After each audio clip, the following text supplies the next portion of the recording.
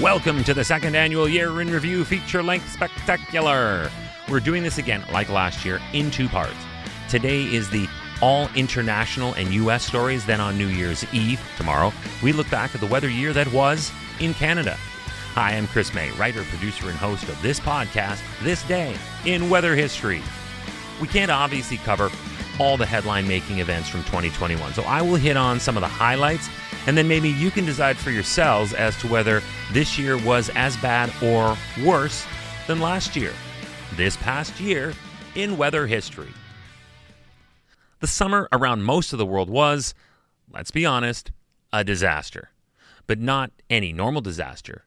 No, July of 2021 set a whole new bar for heat, drought, fires, and floods. It wasn't pretty, but it's silly to ignore it because it's getting worse. It's official! July 2021 was Earth's hottest month on record. This is worthy of appall as opposed to applause by earning the most unenviable distinction as the world's hottest month ever recorded, according to new global data released by NOAA's National Center for Environmental Information. Let me break it down for you now. In the Northern Hemisphere, just looking at the land surface only temperatures, it was terrifying. Those who care about the future of the human race are always warning us against that 2-degree jump in the average temperature. Yet this month set the highest ever average recorded for July at an unprecedented 2.77 degrees Fahrenheit. That's about 1.5 degrees Celsius. That's also above average.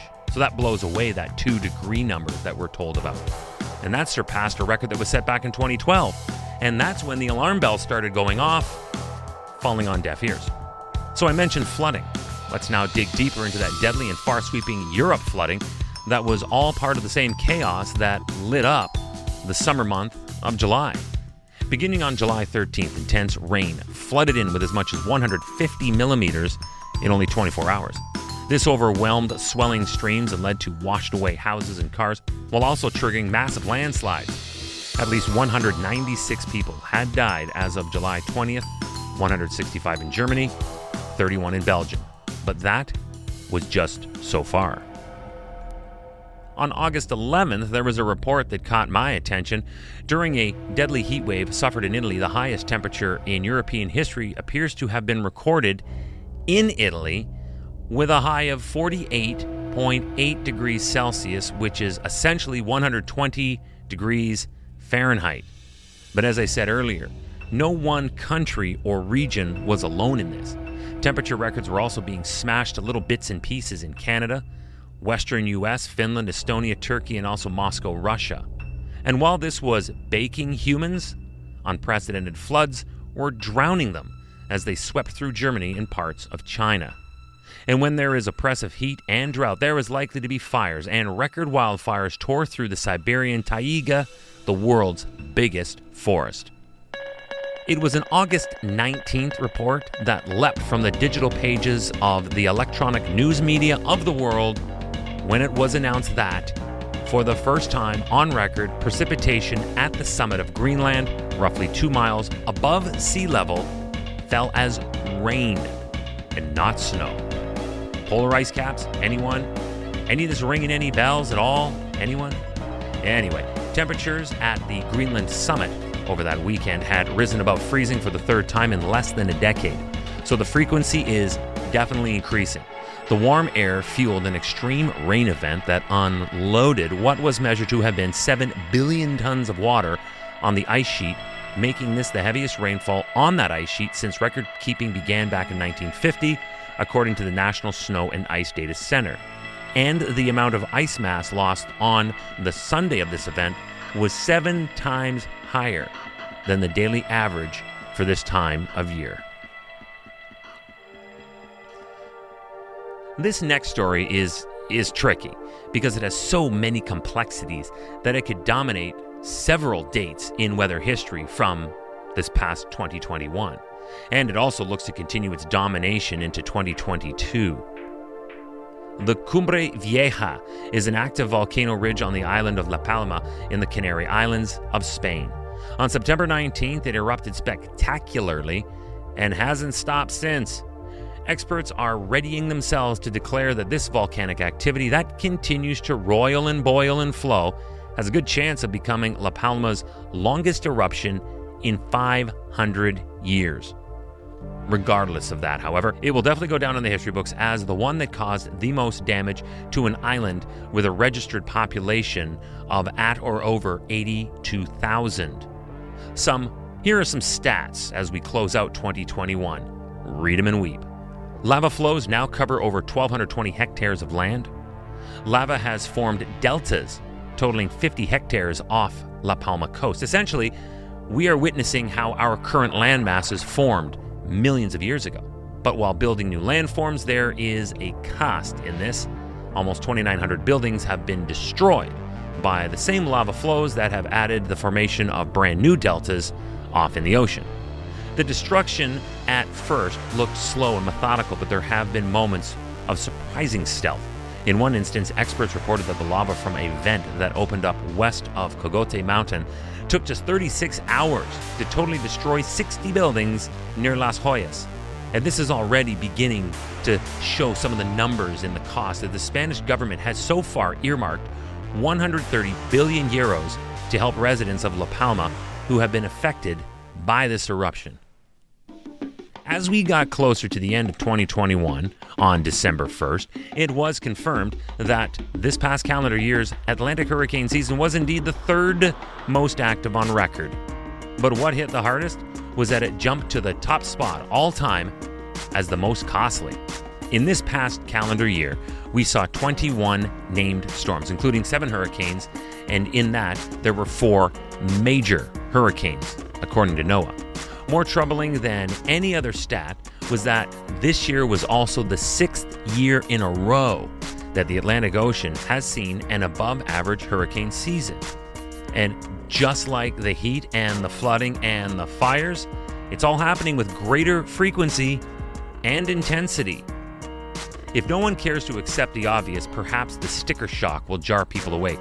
Hurricane Ida, which made landfall as a massive Category 4 storm in Louisiana at the end of August, caused an estimated $64.5 billion in damage. That is a ton of money for a time when Earth is already financially stretched to its thinnest thanks to COVID.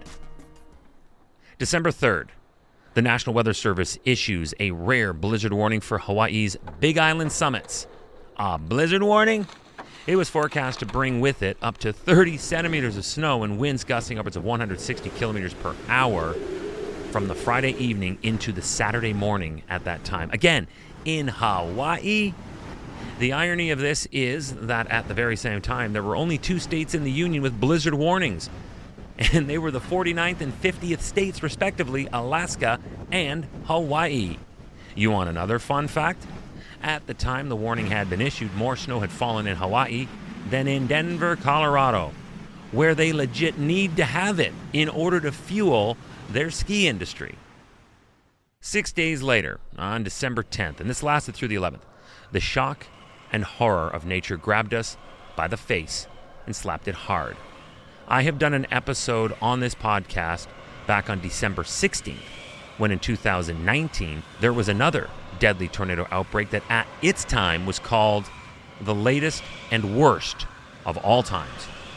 This one was worse by a lot.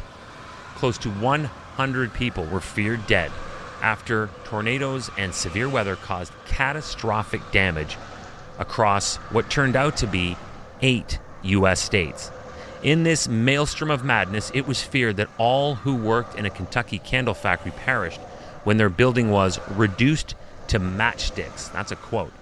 Kentucky Governor Andy Beshear said that there was about 110 people in that factory in Mayfield when the tornado hit. The same fate befell dozens at a local Amazon facility in Illinois and a nursing home in Arkansas. Workers at a National Weather Service office had to take shelter when a tornado passed near their office in Weldon Spring, Missouri, about 30 miles or 50 kilometers west of St. Louis. A tornado struck the Monette Manor nursing home in Arkansas on that Friday night. The nursing home has 86 beds. In that incident, 1 person died, but there were another 20 people trapped inside the building when it collapsed on them. Look, I tell you all that to tell you this. We are still here, and we are listening to cautionary tales designed to remind us that nature and Earth are so much bigger and more powerful than us, and we need to respect it all. 2021 was a terrible year for so many. Hell, it was worse than that of 2020, if you can believe it. But if we can learn from mistakes and the realities of life, then we can do better, be better, and get better. It's a common catchphrase that the weather never stops. We say that here all the time.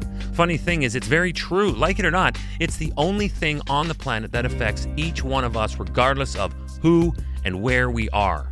It's been a crazy 2021, but I cautiously look forward to what 2022 has in store for us all. Wherever you happen to be around the world, Happy New Year from this day in weather history. Tomorrow is New Year's Eve, and I present another year in review, but this one will be all Canadian stories, and boy, oh boy, there were a lot of them. So be ready with rum and eggnog and what's left of your holiday feast. We'll gather together tomorrow to look back at 2021 and then swiftly kick it out the door with me, your host, Chris May.